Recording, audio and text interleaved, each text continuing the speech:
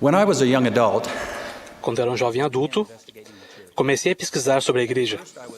A princípio, interessei-me pelo Evangelho devido ao exemplo de meus amigos santos dos últimos dias, mas por fim, fui cativado pela singular doutrina. Ao aprender que os homens e as mulheres fiéis poderiam continuar a progredir e finalmente tornar-se como seus pais celestiais, fiquei verdadeiramente admirado. Adorei esse conceito. Senti que era verdadeiro. Logo após meu batismo, enquanto estudava o Sermão da Montanha, reconheci que Jesus ensinara na Bíblia essa mesma verdade sobre o progresso eterno. Ele disse: "Sede vós, pois, perfeitos, como é perfeito o vosso Pai que está nos céus." Hoje sou membro há mais de 40 anos e sempre que leio esse versículo, lembro-me de nosso propósito aqui na Terra. Viemos a fim de aprender e progredir até que gradualmente tornemos-nos santificados ou perfeitos em Cristo. A jornada do discipulado não é fácil. Foi chamada de o caminho do progresso contínuo. Ao prosseguirmos em nossa jornada no caminho estreito e apertado, o Espírito desafia-nos continuamente a ser melhores e subir novos degraus. O Espírito Santo é o companheiro ideal de viagem. Se formos humildes e doutrináveis, Ele nos levará pela mão e nos guiará para casa. No entanto, precisamos pedir orientação ao Senhor ao longo do caminho. Temos que fazer algumas perguntas difíceis, como: o que preciso mudar? Como posso melhorar? Que fraqueza precisa tornar-se um ponto forte? Vamos examinar o relato do Novo Testamento sobre o jovem rico. Ele era um jovem justo que já guardava os 10 mandamentos, mas queria tornar-se melhor. Seu objetivo era a vida eterna. Quando conheceu o Salvador, ele perguntou: "O que me falta ainda?" Jesus respondeu imediatamente, dando-lhe um conselho que foi destinado especificamente ao jovem rico. Disse-lhe Jesus: "Se queres ser perfeito, vai, vende tudo o que tens, dá aos pobres, e vem, e segue-me." O rapaz ficou surpreso.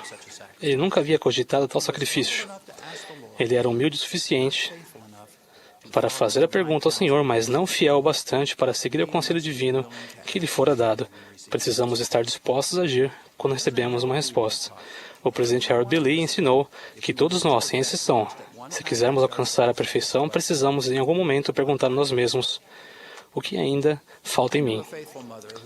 Conheci uma mãe fiel que humilhou-se e perguntou: o que está me impedindo de progredir? Para ela, a resposta do Espírito veio imediatamente: pare de reclamar. Essa resposta a surpreendeu. Ela nunca enxergara a si mesma como alguém que reclamava demais. Contudo, a mensagem do Espírito fora muito clara. Nos dias e nas semanas seguintes, ela se conscientizou de seu hábito de reclamar. Grata pela inspiração de melhorar, ela decidiu contar suas bênçãos em vez de enumerar seus desafios. Em poucos dias, ela sentiu a cálida aprovação do Espírito.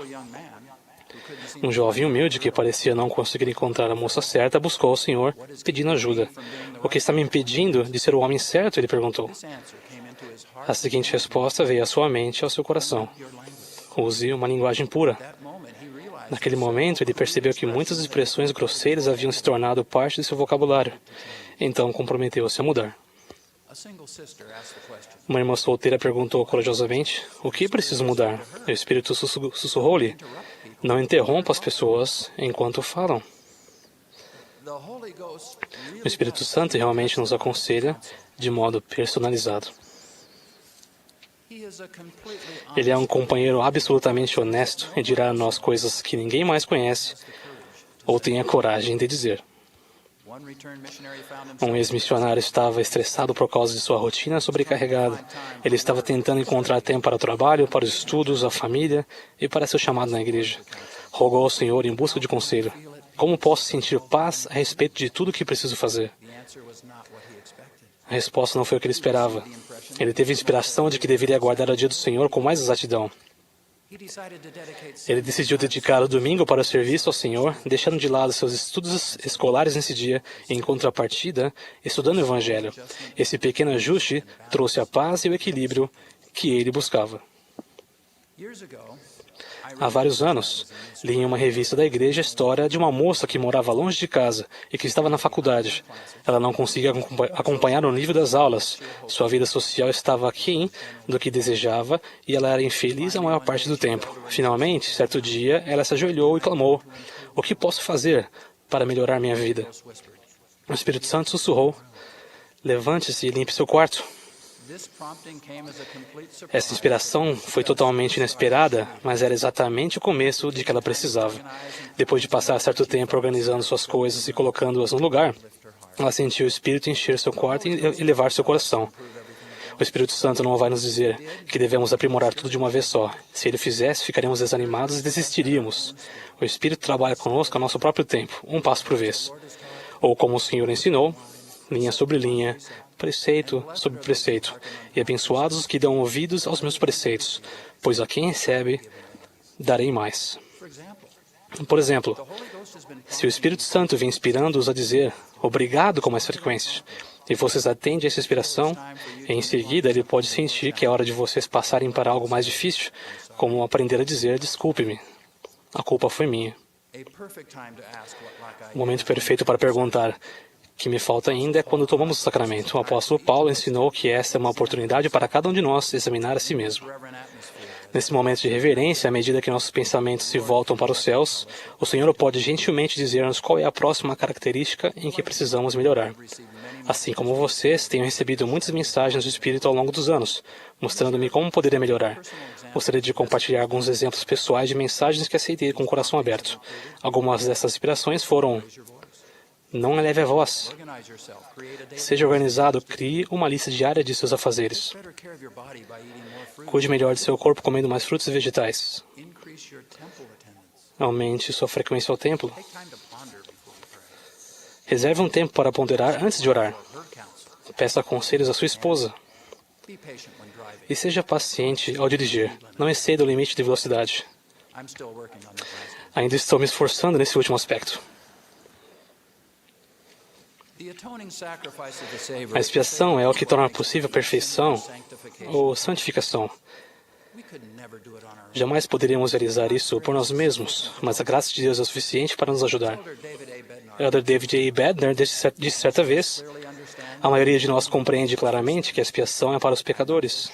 Não tenho certeza, porém, se sabemos e compreendemos que a expiação também é para os santos, para os homens e mulheres bons que são obedientes, dignos e conscienciosos e que se esforçam para tornarem-se melhores.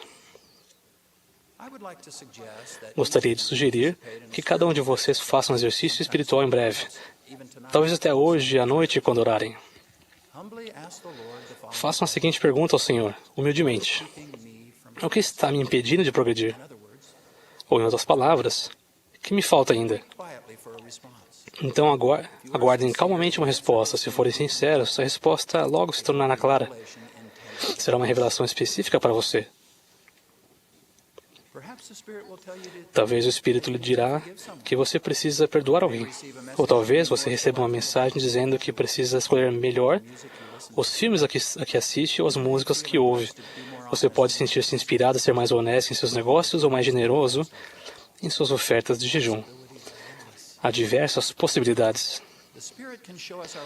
O Espírito pode mostrar-nos nossas fraquezas, mas ele também é capaz de mostrar-nos nossos pontos fortes. Às vezes precisamos perguntar o que temos feito de certo, a fim de que o Senhor possa nos elevar e incentivar. Ao ler nossa bênção patriarcal, somos lembrados de que nosso Pai Celestial conhece nosso potencial divino. Ele se alegra toda vez que damos um passo adiante. Para ele, nossa direção é mais importante do que nossa velocidade. Sejam persistentes, irmãos e irmãs, e nunca desanimem. Alcançaremos a perfeição depois de nossa vida mortal. Mas aqui na mortalidade, podemos estabelecer o alicerce. Temos por dever ser melhores hoje do que fomos ontem, e amanhã melhores do que hoje. Se o crescimento espiritual não for uma prioridade em nossa vida, e se não estivermos em um caminho de progresso contínuo, perderemos as importantes experiências que Deus deseja nos conceder. Há alguns anos, li essas palavras do presidente Spencer W. Kimball, as quais exerceram uma influência duradoura em mim. Ele disse: aprendi que onde há um coração piedoso, fome de retidão, abandono dos pecados e obediência aos mandamentos de Deus, o Senhor derrama mais luz, até que, por fim, haja poder de atravessar o véu celeste. Uma pessoa com tal retidão tem a inestimável promessa de que um dia verá a face do Senhor e saberá que Ele é. É minha oração que essa experiência final venha a ser nossa um dia, ao permitirmos que o Espírito Santo guie-nos para casa. Em nome de Jesus Cristo. Amém.